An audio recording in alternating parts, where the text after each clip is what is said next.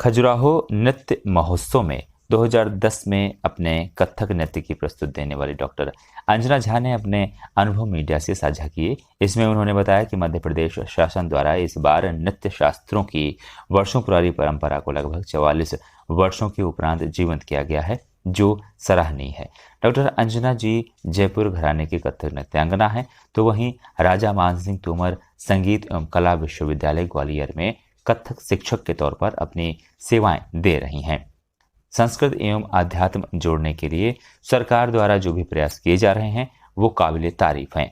अंजना जी का कहना है कि खजुराहो में स्थानीय बच्चों का शास्त्रीय नृत्य में रुचि और जागरूकता देखकर वे यहाँ के लिए कुछ करना चाहती हैं। वे जल्द यहाँ बच्चों के लिए उनकी रुचि के अनुसार मुफ्त क्लास देने के लिए कोई सुचारू व्यवस्था बनाएंगी। सर्किल ऐप के लिए गौरव मिश्रा की रिपोर्ट। दोस्तों, स्वागत है हमारे यहाँ पर खास कार्यक्रम टिकटॉक विद गौरव में। नृत्य हमारे भारत का अभिन्न अंग है। नृत्य के बिना हमारे देश की संस्कृति का परिकल्पना भी करना कहीं ना कहीं नामंजूर होगा। अगर देखा जाए, नृत्य हमारे देश में 2000 वर्ष पुराना है, लेकिन आज भी नृत्य को हमारे देश में वो सम्मान नहीं मिल पाया है। उसकी क्या वजह है, उसके बारे में, उसकी बारीकियों को आज जानेंगे। हमारे साथ मौजूद है आज मान सिंह तोमर कला अकादमी विश्वविद्यालय की एचओडी, हम नृत्य का शिक्षिका भी कहेंगे, उनके लिए समाज सेविका भी कहेंगे, अंजना झा जी। मैम, स्वागत है हमारे खास कार्यक्रम में आपका। मैम, पहले तो बात करें शिक्षा और दीक्षा की। शिक्षा कहाँ से प्रारंभ हुई आपकी? एक हर व्यक्ति का जो एक बचपन होता है, कहाँ बीतता है, कैसा बीता, आप एक कलाकार हैं, बताइए। मेरा जो है जन्म जो है मध्य प्रदेश के एक छोटे से टाउन में हुआ था, भिंड जिले में। उसके बाद मेरे पिताजी का जो है ट्रांसफ़र हो गया ग्वालियर में, तो मैं 9th क्लास में थी तो मेरे फादर का यहाँ पे ट्रांसफ़र हो गया। और संगीत और नृत्य से जो मेरा जुड़ने की जो शुरुआत हुई वो मेरे घर से ही शुरुआत हुई। मेरे माता पिता को शौक़ था और उनसे ही मेरे अंदर आया, और मैं बहुत सौभाग्यशाली हूँ कि मेरे माता पिता ने मुझे जो है इस फील्ड में आने की अनुमति दी और बहुत सपोर्ट किया कि मैं इस फील्ड में रह के कार्य करने का जो भी थोड़ा बहुत प्रयास कर पा रही हूँ वो उन्हीं की देन है, माता पिता की। कलाकार का जीवन कई बहुत सारा रुकावटों भरा होता है। आपके जीवन में कौन कौन सी रुकावटें आई? आपको समर्थन, सपोर्ट किसका मिला? फैमिली सपोर्ट कैसा रहा आपका? जी बिल्कुल, आप बिल्कुल सही बोल रहे हैं कि इतना आज इतना डेवलप हो गया, लेकिन फिर भी कहीं ना कहीं हमारे समाज में एक मानसिकता रहती है, अच्छा करते क्या हो, अच्छा आर्टिस्ट हो, लेकिन करते क्या हो? वो ये सोचते हैं कि नौकरी कर रहे हैं तो सब कुछ है। अगर आप किसी आर्ट फॉर्म को लेके चल रहे हैं तो उनको लगता है ये कोई काम नहीं है। हाँ, मतलब उनको ये लगता है कि आप पहले सेटल हो जाओ, सर्विस करो। हाँ, तो मेरे लिए भी काफ़ी चैलेंज रहे, लेकिन मेरे माता पिता का काफ़ी सपोर्ट था और उन्हीं के कारण जो है मैं यहाँ तक पहुँच पाई हूँ। तो ये मैं सौभाग्यशाली ही मानूंगी कि उनको शौक था तो उन्होंने मुझे सिखाया।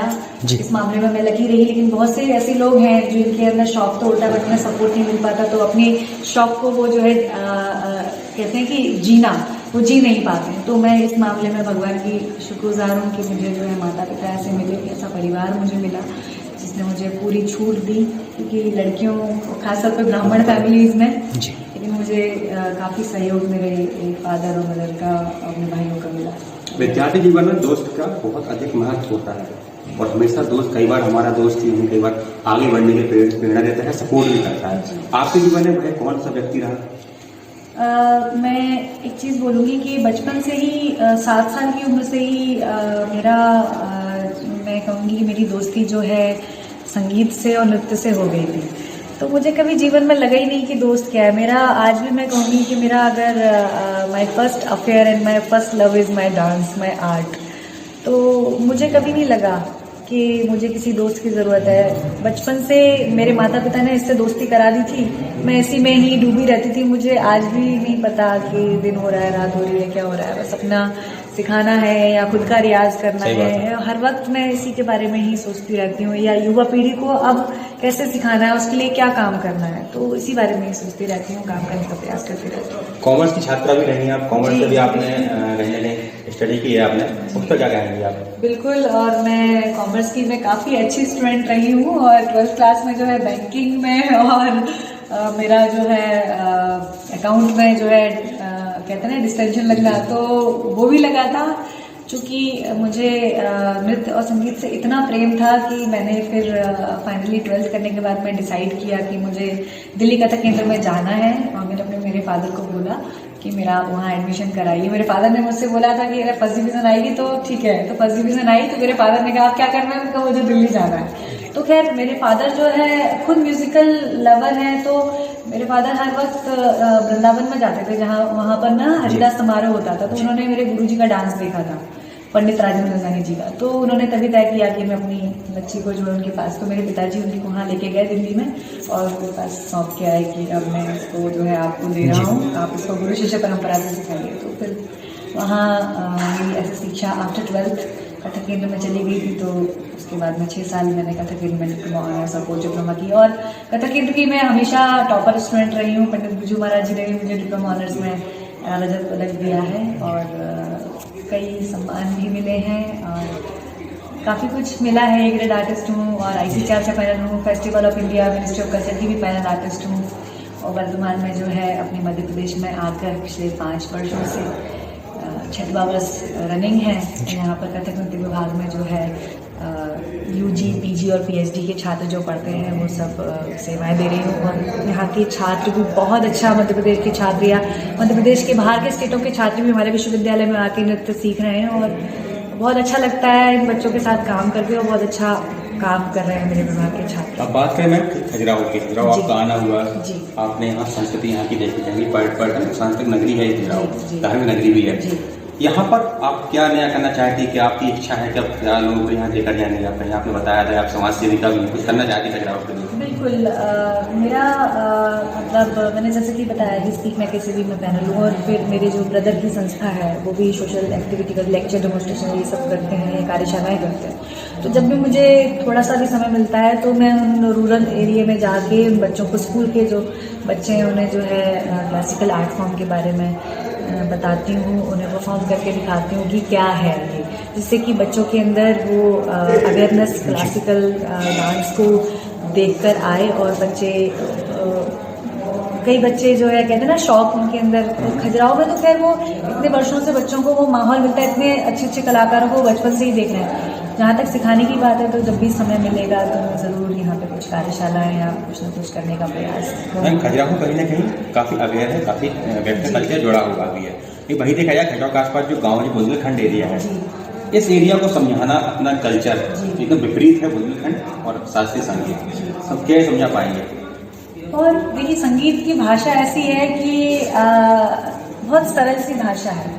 हमारी भाषा ऐसी है कि विदेशों में भी जब हम परफॉर्मेंस करने के लिए जाते हैं ना, जब परफॉर्मेंस करते हैं तो उनको भी समझ में आती है, जिन्हें हिंदी भाषा नहीं आती, जिन्हें संस्कृत भाषा नहीं आती। लेकिन हमारी कला संस्कृति में इतना असर है कि वो देखने में ही इतनी सुंदर लगती है, सुनने में ही इतनी है, तो जो नहीं जानने वाले हैं उनको भी जो है लगता है कि कुछ तो है, उसका इतना असर है कि जो है रोंगटे तक खड़े हो जाते हैं।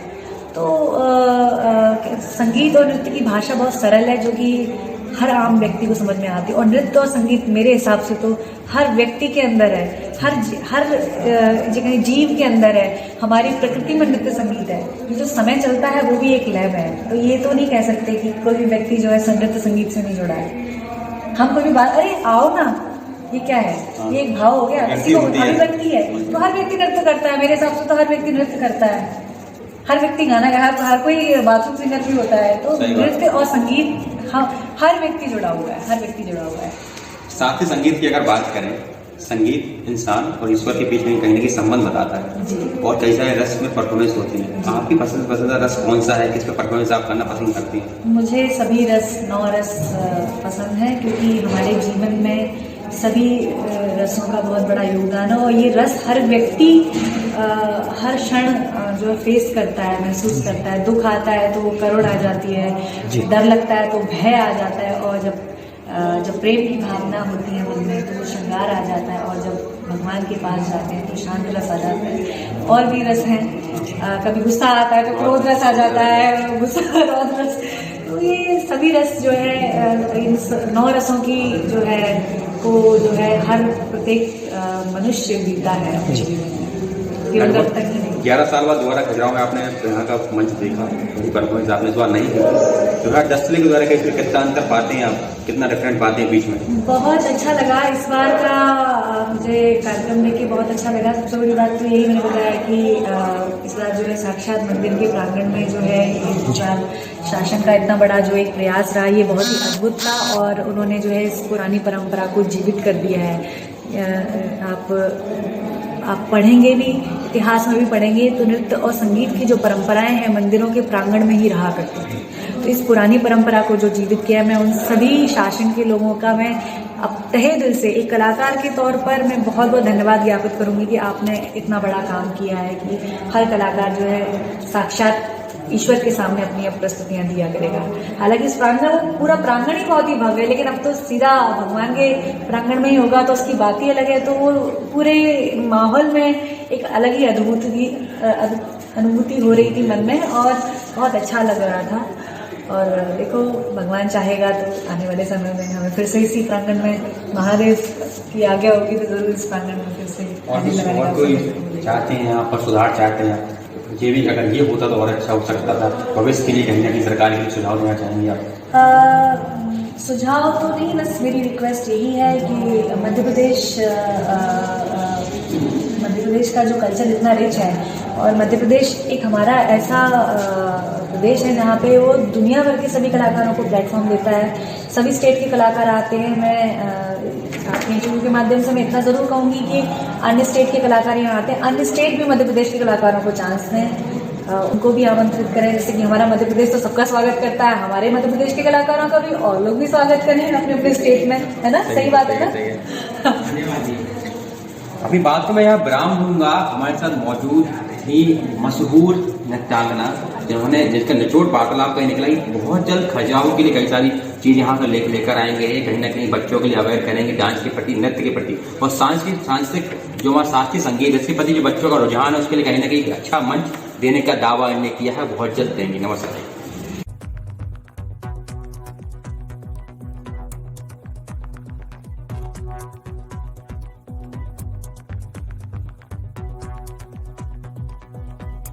सर्कल ऐप, अपने शहर का अपना ऐप।